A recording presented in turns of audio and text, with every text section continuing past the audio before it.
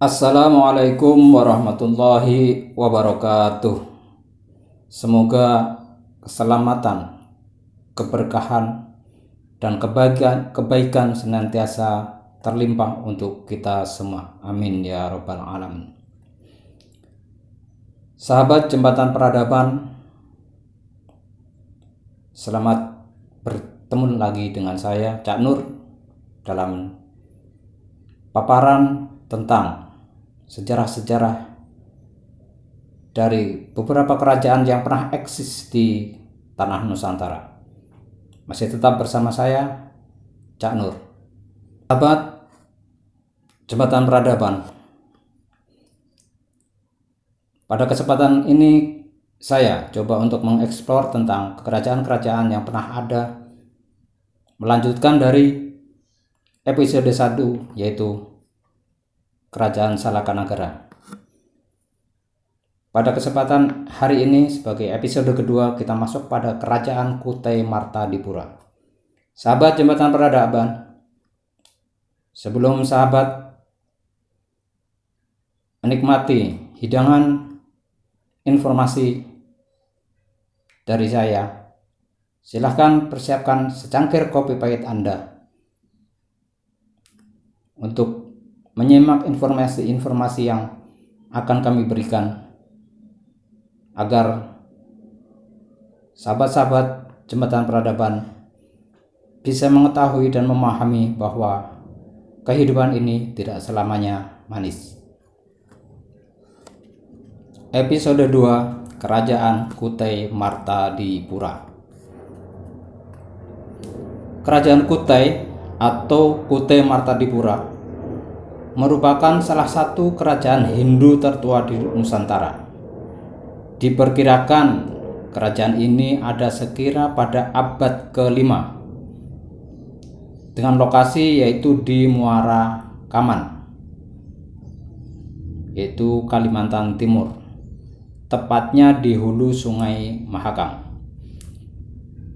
Mengenai keterangan beberapa dari kerajaan ini diketahui dari ditemukannya 7 buah yupa yang memuat tulisan prasasti berbahasa Sanskerta dengan huruf Pallawa yang berasal dari India, yang berbentuk tulisan puisi Anustup. Para ahli sejarah memperkirakan bahwa prasasti tersebut ditulis kisaran tahun 400 Masehi. Nama Kutai sendiri diberikan oleh para ahli mengambil dari nama tempat ditemukannya prasasti yang menunjukkan eksistensi kerajaan tersebut, karena tidak ada prasasti yang secara jelas menyebutkan nama dari kerajaan ini. Sahabat Jembatan Peradaban, di episode kali ini mungkin nanti ada beberapa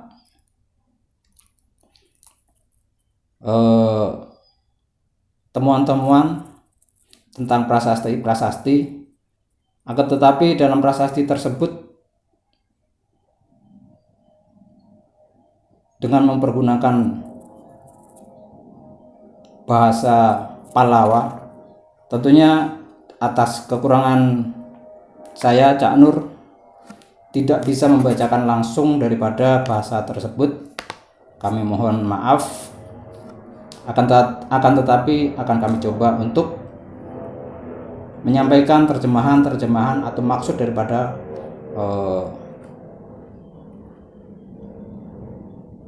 puisi-puisi yang termaktub ataupun yang tertulis pada batu-batu prasasti.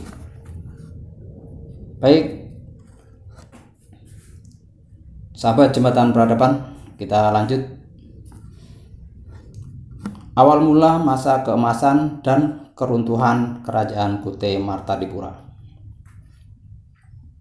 Kerajaan Kutai didirikan oleh Maharaja Kudungga. Kudungga adalah pembesar dari Kerajaan Champa atau sekarang dikenal sebagai Kamboja. Kudungga datang ke Nusantara. Beberapa sumber menyebut Kudungga belum menganut agama Hindu saat mendirikan kerajaan Kutai. Nama Maharaja Kudungga oleh para ahli sejarah ditafsirkan sebagai nama asli orang Indonesia yang belum terpengaruh dengan nama budaya India. Sementara putranya yang bernama Asmawarman telah terpengaruh budaya Hindu. Hal ini didasarkan pada kata Warman berasal dari bahasa Sanskerta. Kata Warman sendiri kerap digunakan untuk akhiran nama-nama masyarakat atau penduduk India sebagian selatan. Asmawarman memiliki 3 orang putra, dan salah satunya adalah Mulawarman. Kerajaan Kutai mencapai masa kejayaan dikala diperintah oleh Maharaja Mulawarman, yaitu raja yang ketiga pada kerajaan Kutai Martadipura. Pada masa Mulawarman inilah peninggalan 7 buah yupa dibuat. Pada masa Mulawarman, wilayah kekuasaan kerajaan Kutai meliputi hampir seluruh wilayah Kalimantan Timur. Rakyat Kutai hidup sejahtera dan makmur. Raja terakhir kerajaan Kutai adalah Maharaja Dharmastia Warman, yaitu raja yang ke-21. Ia tewas dalam peperangan di tangan Raja Kutai Kartanegara ke-13, yaitu Aji Pangeran Anum Panji Mendapa. Sebagai satu catatan, sahabat Jembatan Peradaban, bahwa Kutai Martadipura berbeda dengan kerajaan Kutai Kartanegara. Kenapa? Karena kerajaan Kutai Kartanegara berdiri pada abad ke-13. Sedangkan Kutai Kartanegara saat itu ibu kota di Kutai Lama atau Tanjung Kuta. Pada abad ke-16 terjadi peperangan di antara kedua kerajaan tersebut. Kutai Kartanegara selanjutnya menjadi kerajaan Islam sejak tahun 1735. Nama gelar raja yang semula pangeran diubah menjadi sultan, dan hingga kini disebut Kesultanan Kutai Kartanegara. Jadi ada informasi baru yang sama-sama sambat dan kita semua dapat bahwa Kutai Martadipura ternyata berbeda dengan kerajaan Kutai Kartanegara. Sahabat Jembatan Peradaban, kita lanjut ke kehidupan sosial, ekonomi, kebudayaan, dan agama kerajaan Kutai, yaitu Kutai Martadipura. Letak kerajaan Kutai berada di jalur perdagangan dan pelayaran antara barat dan timur. Kemungkinan besar aktivitas perdagangan menjadi mata pencaharian yang utama. Hal tersebut berimbas pada masyarakatnya yang kemudian terlibat aktif dalam perdagangan internasional. Perdagangan tersebut disinyalir sampai ke perairan Laut Jawa dan Nusantara sebagian timur.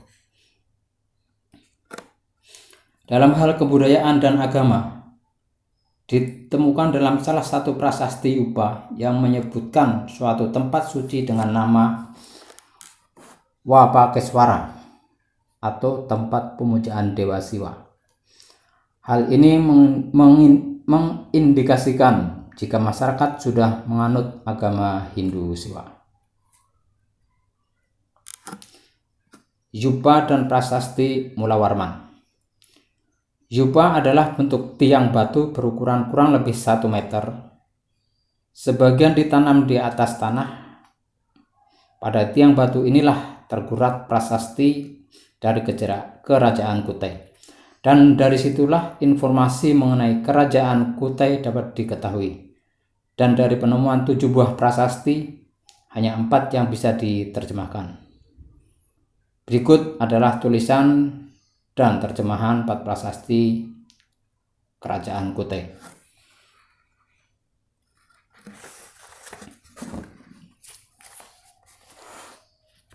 Terjemahan 1. Sang Maharaja Kundunga yang amat mulia mempunyai putra yang masyhur, Sang Aswawarman namanya, yang seperti Sang Ansuman atau Dewa Matahari, menumbuhkan keluarga yang sangat mulia. Sang Asmawarman mempunyai putra 3, seperti api, yaitu suci. Yang terkemuka dari ketiga putra itu adalah Sang Mulawarman, raja yang berperadaban baik, kuat, dan kuasa. Sang Mulawarman telah mengadakan kenduri atau selamatan yang dinamakan emas amat banyak. Buat peringatan kenduri atau selamatan itulah Tugu Batu ini didirikan oleh para Brahmana. Jadi itu tadi terjemahan dari Prasasti Kutai 1. Yang selanjutnya yaitu Prasasti Kutai 2. Terjemahan Prasasti Kutai 2. Dengarkanlah oleh kamu sekalian, Brahmana yang terkemuka, dan sekalian orang baik lain-lainnya, tentang kebaikan budi Sang Mulawarman, raja besar yang sangat mulia. Kebaikan budi ini ialah berwujud sedekah banyak sekali, seolah-olah sedekah kehidupan atau semata-mata pohon kalpa. Dengan sedekah tanah,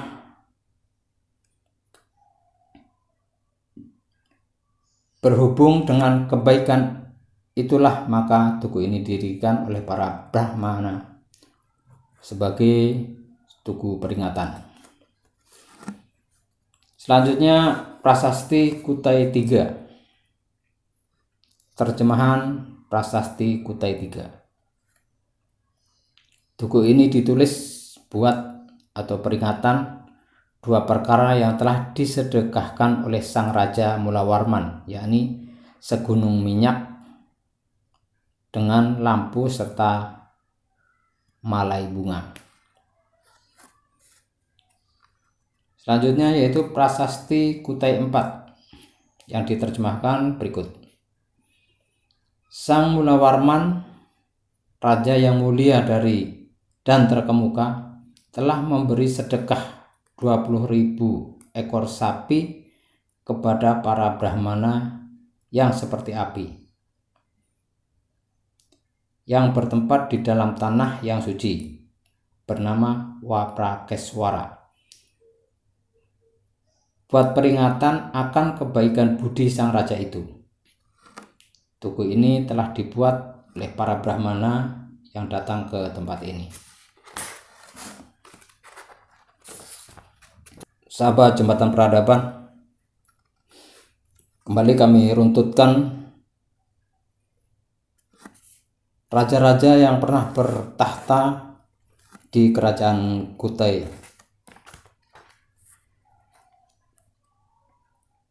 Martadipura. Raja-raja kerajaan Kutai Martadipura. 1. Maharaja Kudungga, bergelar Anumerta Dewa Warman, merupakan pendiri dari kerajaan Kutai tersebut. Yang 2, Maharaja Asmawarman, merupakan anak dari Maharaja Kudungga. Yang 3, Maharaja Mulawarman, yang merupakan anak dari Maharaja Aswawarman. Yang 4, Maharaja Marawijaya Warman. Yang 5, Maharaja Gajayana Warman. Yang 6, Maharaja Tunggawarman.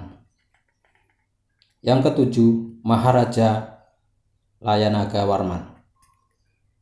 Yang kedelapan, Maharaja Nalasinga Warman. 9. Maharaja Nalaparana Tunggawarman. 10. Maharaja Gadingga Warman Dewa. 11. Maharaja Indrawarman Dewa. 12. Maharaja Sanggawarman Dewa. 13. Maharaja Chandrawarman. 14. Maharaja Sri Lanka Dewi Warman. 15. Maharaja Gunaparana Dewa Warman. 16. Maharaja Wijaya Warman. 17. Maharaja Sri Aji Dewa Warman. 18. Maharaja Mulia Putra Warman.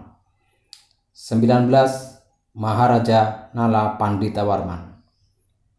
20. Maharaja Indra Paruta Dewa Warman. 21. Maharaja Dharma Setia Warman. Sahabat Jembatan Peradaban, demikian tadi paparan tentang Kerajaan Kutai. Semoga dari informasi-informasi yang saya sampaikan bisa menambah wawasan kita semua, menambah pengetahuan kita semua, sehingga kita mengetahui bahwa di tanah Nusantara ini pernah berdiri imperium-imperium yang sangat besar dan bertahta selama ratusan tahun. Semoga ini semua bisa memberi spirit untuk kita semua, khususnya sebagai sahabat Jembatan Peradaban dan sebagai warga negara Indonesia, agar kita semua selalu mampu untuk belajar tentang kebesaran dari negara-negara, kerajaan-kerajaan yang pernah bertahta di negara Nusantara, sehingga itu semua bisa membangkitkan rasa kita untuk mencintai negara kita, negara kesatuan Republik Indonesia, sekaligus bisa gotong royong bersama-sama untuk mewujudkan satu imperium besar, yaitu Imperium Indonesia Raya, untuk bertahta di negara Nusantara ini, di tanah Nusantara ini, bukan hanya dalam 100, 200, 300, tapi bertahta atau bertahan untuk selama-lamanya. Terima kasih. Jangan lupa kepada sahabat Jembatan Peradaban, saya ucapkan terima kasih yang sebesar-besarnya yang telah melakukan subscribe, like, komen, karena subscribe adalah gratis. Terima kasih, saya Cak Nur. Assalamualaikum warahmatullahi wabarakatuh.